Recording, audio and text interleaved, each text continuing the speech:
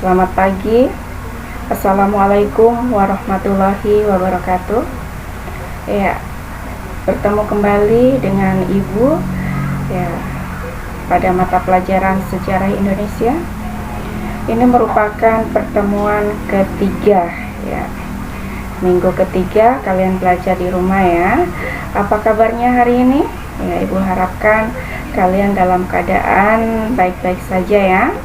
Oke, tetap semangat untuk mengikuti pembelajaran walaupun dari rumah. Oke, baik, di sini Ibu pada pertemuan ketiga ya, materinya adalah Indonesia pada masa Hindu-Buddha. Ada dua materi, yaitu berkembangnya agama dan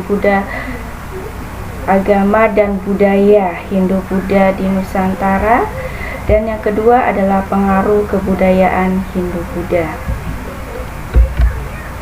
Kompetensi dasarnya adalah ya 3.3, itu menganalisis berbagai teori tentang proses masuknya agama dan kebudayaan Hindu-Buddha serta pengaruhnya terhadap kehidupan masyarakat Indonesia.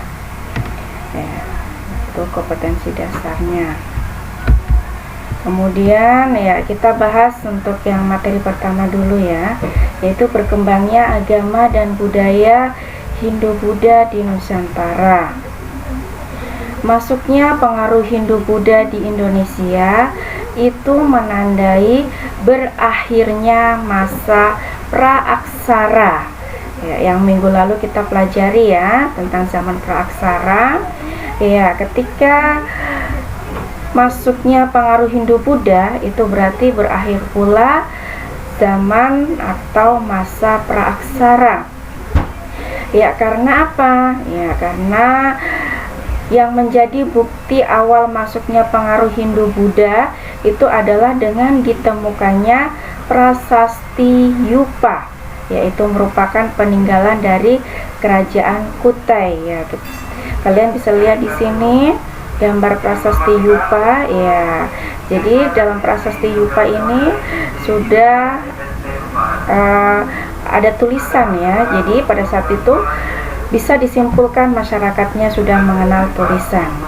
Dengan begitu berarti masa praksara berakhir ya, karena masyarakat Indonesia sudah mulai mengenal tulisan. Kemudian perkembangan Hindu-Buddha di Indonesia ya, kita bagi lagi menjadi dua, yaitu teori masuknya Hindu-Buddha dan kerajaan Hindu-Buddha di Indonesia. Ya, kita lihat dulu teori masuknya Hindu-Buddha. Teori masuknya Hindu-Buddha itu ada beberapa teori ya, beberapa teori yang mengatakan bagaimana sih masuknya Hindu-Buddha di Indonesia. Yang pertama, teori kesatria. Ya, teori kesatria ini mengatakan bahwa agama Hindu-Buddha itu dibawa oleh golongan prajurit, atau ya kalau prajurit ini dia masuk ke dalam kasta kesatria, makanya namanya dinamakan teori kesatria. Kemudian yang kedua adalah teori Waisa ya. Agama Hindu-Buddha masuk ke Indonesia itu dibawa kaum pedagang dari India yang menetap dan menikah dengan penduduk setempat. Nah, ini adalah teori Waisa ya. Kemudian teori Brahmana ya, teori Brahmana mengatakan bahwa agama Hindu masuk di Indonesia itu dibawa oleh kaum Brahmana yang pada saat itu ya diundang oleh para penguasa lokal. Kemudian yang selanjutnya adalah teori Sudra ya. Agama Hindu di Indonesia dibawa oleh orang India yang berkasta Sudra. Dan yang terakhir adalah teori arus balik. Masyarakat Indonesia ya memiliki peranan tersendiri dalam penyebaran dan pengembangan agama Hindu-Buddha. Ya, jadi dalam teori arus balik ini yang mempunyai peranan yang besar ya dalam penyebaran agama Hindu-Buddha di Indonesia itu adalah orang Indonesia itu sendiri. Ya, beda dengan keempat teori yang sebelumnya ya. Oke, kita lihat kerajaan Hindu-Buddha di Indonesia ya. Jadi yang pertama dan yang tertua kerajaan yang ada di Indonesia itu adalah Kerajaan Kutai. Ya, kerajaan yang pertama kali berdiri di Indonesia ya itu adalah Kerajaan Kutai. Itu berkembang sejak abad keempat Masehi. Ya, kalian bisa lihat di peta ini bahwa keberadaan Kerajaan Kutai itu terletak di mana? Ya, terletak di Kalimantan. Ya, kalian bisa lihat ini adalah Pulau Kalimantan ya. Tepatnya itu adalah di tepi Sungai Mahakam ya, di sini ya. Ini letaknya. Kemudian kita bisa lihat keberadaan Kerajaan Kutai tersebut itu dapat diketahui dari adanya 7 buah prasasti Yupa ya, yang ditemukan di Muara Kaman, tepi Sungai Mahakam. Ya, tepi Sungai Mahakam ini para ahli memperkirakan menjadi pusat aktivitas masyarakat Kutai. Pada saat itu agama Hindu Siwa berkembang menjadi agama resmi kerajaan. Kemudian yang selanjutnya adalah ya yang terletak di Pulau Jawa ya, yaitu Kerajaan Tarumanegara. Kalian bisa lihat dalam peta ini itu terletak tepatnya di Jawa Barat. Nah, sumbernya adalah 7 buah prasasti dan berita Cina. Nah, ini adalah prasasti Cirebon ya. Ya, berdasarkan prasasti Cirebon, Raja Purnawarman itu membawa Taruma ke puncak kejayaan. Kemudian ada Kerajaan Kalingga. Ya, Kerajaan Kalingga ini adalah sebuah kerajaan yang dipimpin oleh seorang ratu. Ya, kalau ratu berarti seorang perempuan, yaitu yang bernama Ratu Sima.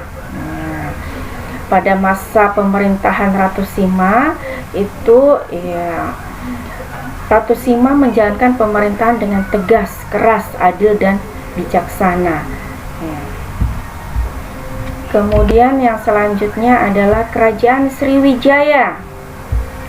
Ya, Kerajaan Sriwijaya ini terletak di tepi Sungai Musi ya, atau sekitar Bukit Siguntang dan Kota Palembang ya, atau di Sumatera Selatan. Dari daerah ini Kerajaan Sriwijaya berkembang menjadi kerajaan maritim terbesar di Asia Tenggara ya. Kemudian Kerajaan Mataram kuno. Kerajaan Mataram kuno ini terbagi menjadi 2. Ada dinasti Sanjaya, itu agama Hindu, dan dinasti Sailendra itu agama Buddha. Ya, berarti menunjukkan bahwa masyarakat Mataram kuno ini sangat menjunjung tinggi toleransi ya. Kemudian ya, Kerajaan Mataram kuno dari Jawa ini terletak di Jawa ya. Kemudian yang selanjutnya adalah Kerajaan Majapahit. Kalau kalian lihat pada peta wilayah kekuasaan Majapahit ini,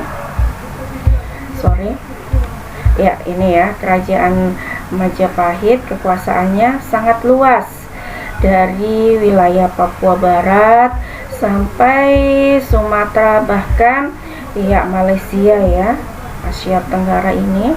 Ya, beberapa negara di Asia Tenggara ini masuk ke dalam kekuasaan dari Kerajaan Majapahit ya.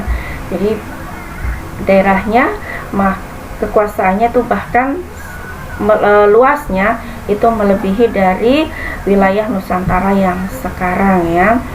Jadi pada masa pemerintahan Hayam Wuruk itu antara tahun 1350 sampai 1389, dalam kitab Nagara Kertagama dijelaskan bahwa pada tahun 1357 Masehi itu hampir seluruh wilayah Nusantara berhasil disatukan oleh Gajah Mada dan Hayam Wuruk ya, di bawah kekuasaan Majapahit ya.